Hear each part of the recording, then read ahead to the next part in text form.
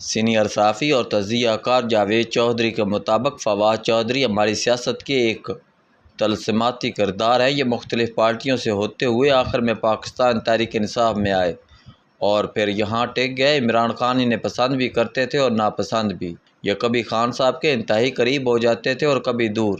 یہ کبھی ان کے ترجمان ہوتے تھے اور کبھی انہیں اٹھا کر آخری صف میں پھینک دیا جاتا تھا۔ کیوں؟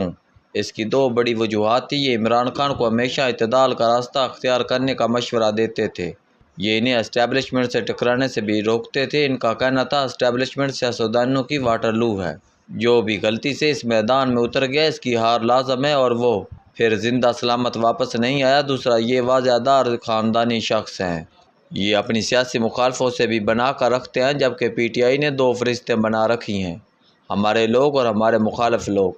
یہ جماعت صدر جارج بش کی طرح لوگوں کو صرف ایک آپشن دیتی ہے: آپ ہمارے ساتھ ہیں یا پھر ہمارے دشمن ہیں۔ اور اگر خدا نخواستہ دوسرے نے جواب نہ دیا یا ان کی آفر قبول کرنے سے انکار کر دیا تو پھر یہ اس کا نام لوہے کی دیوار پر لکھ دیتے ہیں اور دوبارہ اس کی طرف مڑ کر نہیں دیکھتے۔ میں پی ٹی آئی کے اس خوں کا وکٹم رہا ہوں، لہٰذا میں اچھی طرح جانتا ہوں یہ لوگوں کے ساتھ کیا کرتے ہیں۔ فواد چودھری ان سے مختلف تھا۔ یہ سب کے ساتھ بنا کر رکھتا تھا، لہٰذا پارٹی انہیں بھی رگڑا لگاتی رہی تھی۔ میرے 2014 میں پی ٹی آئی سے فاصلے پیدا ہوئے۔ میں نے عمران خان کے دھرنے کی مخالفت کی تھی۔ میرا خیال تھا آپ نے اگر ایک بار زبردستی سڑکوں کے ذریعے کسی منتخب حکومت کو گرا دیا تو پھر ملک میں کوئی حکومت نہیں چل سکے گی۔ کوئی نہ کوئی جتھا آئے گا، وزیر اعظم کو کھینچ کر نیچے اتار دے گا اور حکومت ختم ہو جائے گی اور اس کھیل کے آخر میں ریاست بھی فارغ ہو جائے گی۔ پی ٹی آئی نے اس زمانے میں تازہ گالی سکواڈ بنایا تھا۔ انہوں نے میرا فون نمبر اس سکواڈ کے حوالے کر دیا اور پھر میں 10 سال ان لوگوں سے گالیاں کھاتا رہا۔ میں نے اپنی آزادی رائے کی بڑی بھاری قیمت ادا کی، لیکن عزت کیونکہ اللہ تعالیٰ دیتا ہے، لہٰذا اس کے باوجود میرا کچھ نہیں بگڑا۔ میں آج بھی اپنی جگہ موجود ہوں، جبکہ گالی سکواڈ ذلت اور بربادی کا رزق بن گیا۔ فواد چودھری نے اس مخالفت کے دور میں بھی میرے ساتھ رابطہ رکھا۔ یہ پارٹی کے بھرپور مخالفت کے باوجود شو میں بھی آتے رہے اور ملاقاتیں بھی کرتے رہے، اور ان کا یہ رویہ صرف میرے ساتھ نہیں تھا، یہ پی ٹی آئی کے تمام مخالفین سے رابطے میں رہتے تھے۔ ان میں سیاسی جماعتوں کے قائدین بھی شامل تھے، میڈیا پرسنز بھی، بیوروکریٹس بھی اور فوجی قیادت بھی۔ لہٰذا اقتدار سے فراغت کے باوجود آج بھی لوگ ان کا احترام کرتے ہیں۔ پی ٹی آئی میں بدقسمتی سے فواد چودھری جیسے لوگ بہت کم ہیں۔ آپ اگر فہرست بنائیں تو عامر ڈوگر، علی محمد خان اور اسد قیصر کے بعد یہ فہرست ختم ہو جاتی ہے۔ نئے لوگوں میں ڈاکٹر ہمایوں محمد اور شعیب شاہین بھی شامل ہیں۔ یہ لوگ مخالفت کو صرف مخالفت تک رہنے دیتے ہیں، اسے ذاتی دشمنی میں تبدیل نہیں کرتے۔ لہٰذا میڈیا اور سیاست دونوں جگہوں پر ان کا احترام موجود ہے، جبکہ باقی لوگ لوہے کی گردن اور پتھر کے چہروں کے ساتھ پیدا ہوئے ہیں۔ آپ ایک بار ان کے ساتھ بات کر کے دیکھ لیں، آپ پوری زندگی اپنے اوپر لعنت بھیجتے رہیں گے، اور شاید یہ اس رویے کا نتیجہ ہے۔ یہ لوگ مشکل وقت میں مکمل طور پر اکیلے رہ گئے۔ آپ اسد عمر، عمران اسماعیل، علی زیدی، عامر کیانی، فرق حبیب، فیصل جاوید، اعظم سواتی اور مراد سعید کو دیکھ لیں۔ کیا ان کے زوال کے بعد کسی نے ان کے لیے آواز اٹھائی؟ کسی نے ان کا نام لیا؟ فرق حبیب آج فیصل آباد میں کسی کو منہ دکھانے کے قابل نہیں، یہ باہر نہیں نکلتا، اور اگر یہ کسی جگہ چلا جائے تو لوگ اس سے سلام لینے کے لیے تیار نہیں ہوتے۔ لوگ اب اس کی عزت کیوں کریں؟ یہ اقتدار کے زمانے میں ٹھیک ٹھاک تکبر کے ہیضے میں مبتلا ہو گیا تھا، سیدھا آسمان کو ہاتھ مارتا تھا، لہٰذا آج سے اسے زمین پر بھی پناہ نہیں مل رہی۔ اللہ تعالیٰ سے معافی مانگنی چاہیے، اس کی نعمتوں اور نوازشات کا شکر ادا کرنا چاہیے، اور اچھے وقتوں میں دوسروں کے ساتھ بہت اچھا ہو جانا چاہیے۔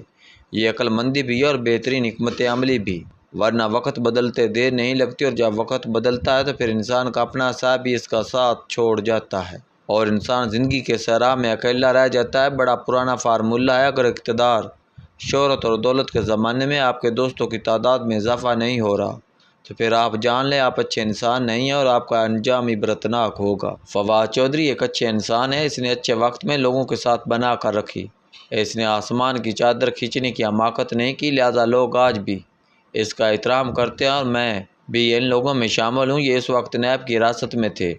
اس پر 3 انتہائی دلچسپ کیس بنائے گئے ہیں۔ پہلا کیس ملتان کے ایک سکول سے پیپ چوری کا ہے۔ چودھری صاحب پر الزام ہے انہوں نے government primary school Khairpur Bhatta سے ٹونٹی اور پیپ چوری کی ہے۔ آپ ذرا تصور کیجئے جہلم کہاں ہے اور ملتان کہاں ہے، اور فواد چودھری جیسے شخص نے 370 کلومیٹر دور جا کر سکول سے 3000 روپے کے پیپ چوری کرنے تھے۔ دوسرا مقدمہ، فواد چودھری نے اپنے حلقے کے گھر میں ڈکیتی کی اور وہاں سے 4 عدد چارپائیاں اور یوریا کھاد کی بوری چوری کر لی۔ اور تیسرا مقدمہ ہے، فواد چودھری نے اپنے حلقے میں 16 ارب روپے مالیت کی 2 ریا سڑک کی تجویز دی۔ آپ ذرا غور کیجیے، فواد چودھری نے صرف تجویز دی اور یہ اس کا جرم بن گیا کہ اس کی حقیقت یہ ہے اس سڑک کا کبھی ٹینڈر ہی نہیں ہوا۔ حکومت پنجاب نے سڑک کی تعمیر کا ٹھیکہ FWO کو ٹینڈر کے بغیر دیا تھا، اور یہ ادارہ کیونکہ حکومت کا اپنا ادارہ ہے اور اس میں کوئی پرائیویٹ پارٹی شامل نہیں ہوتی، لہذا اس میں کرپشن کا سوال ہی پیدا نہیں ہوتا۔ دوسرا، اس پروجیکٹ کو بھی حکومت نے روک کر اس کی مالیت 16 سے 23 ارب تک پہنچا دی۔ نیب آج کل فواد چودھری سے تحقیقات کر رہا ہے، آپ نے اس سڑک کی تجویز کیوں دی تھی؟ سوال یہ ہے، اگر سیاستدانوں نے سڑکوں، پلوں، سکولوں اور اسپتالوں کو تجاویز نہیں دینی تو پھر آخر ان کا کام کیا ہے؟ دوسرا، اگر ریاستی اداروں کا کام سیاسی مخالفوں کو رگڑا لگانا ہے تو پھر ان اداروں کو ریاستی ادارے کیوں کہا جاتا؟ آپ انہیں مافیاز کار کمپنیوں کا نام دے دیں اور جو حکومت ختم ہو جائے تو آپ اس کے لوگوں کو پکڑیں اور کیمپوں میں لے جائیں، اور جب دوبارہ حکومت کا وقت آئے تو آپ انہیں نلا دھلا کر دوبارہ کرسی پر بٹھا دیں۔ ملک میں عملاً 50 سال سے یہی ہو رہا ہے۔ ذوالفقار علی بھٹو وزیر اعظم تھے اور پھر سزائے موت کے قیدی تھے۔ بے نظیر بھٹو، آصف علی زرداری اور میاں نواز شریف کتنی بار جیل گئے اور کتنی بار اقتدار کی کرسی پر بیٹھے؟ میاں شہباز شریف نے سن 2022 تک ملزم تھے۔ یہ نیب کے حوالات میں زمین پر سلائے جاتے تھے، لیکن یہ اب دوسری بار وزیر اعظم بن چکے ہیں اور پورا سسٹم انہیں سلام پیش کر رہا ہے۔ رانا ثناء اللہ پر ہیروئن فروشی کا مقدمہ بنا تھا اور پھر یہ وزیر داخلہ بن گئے اور ان کے خلاف FIR درج کرانے والا محکمہ ان کا ماتحت ہو گیا۔ صدر آصف علی زرداری پر سن 2016 میں کرپشن کے مقدمات بنائے گئے۔ یہ اب دوسری بار صدر ہیں اور آج عمران خان بھی جیل میں ہے اور یہ کل دوبارہ وزیر اعظم ہوں گے۔ مجھے یہ بھی یقین ہے فواد چودھری بھی ایک بار پھر وزارت کا حلف اٹھائیں گے اور اس بار یہ وزیر داخلہ ہوں گے۔ تو پھر سوال یہ ہے، ان مقدموں کا کیا فائدہ؟ پوری دنیا جانتی ہے فواد چودھری کا استحکام پاکستان پارٹی میں شامل نہ ہونے کی سزا دی گئی۔ دوسرا، سسٹم انہیں الیکشن سے بھی روکنا چاہتا تھا۔ یہ دونوں کام اب ہو چکے ہیں، الیکشن بھی ختم ہو گئے ہیں اور استحکام پاکستان پارٹی بھی دفن ہو چکی ہے، لہذا آپ فواد چودھری پر رحم کریں اور ان کی جان چھوڑ دیں۔ یہ اپنی ہمت اور جرم سے زیادہ سزا بھگت چکا ہے۔ دوسرا، ریاست کو منصف ہونا چاہیے، ظالم نہیں۔ یہ اگر میاں شہباز شریف کو دوسری بار وزیر اعظم، آصف علی زرداری کو صدر بننے کی اجازت دے سکتا ہے تو پھر فواد چودھری کا کیا قصور ہے؟ اس نے آخر کتنی چارپائیاں، کتنی کھاد اور کتنے پیپ چوری کر لیے تھے؟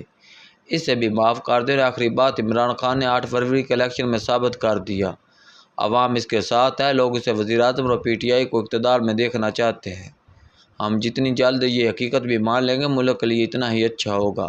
یہ مصنوعی نظام ڈیلیور نہیں کر سکے، لہٰذا ریاست اس سے بچانے کے لیے اپنا وقت اور انرجی ضائع نہ کرے۔ آخر میں کسی کے ہاتھ بدنامی کے سوا کچھ نہیں آئے گا۔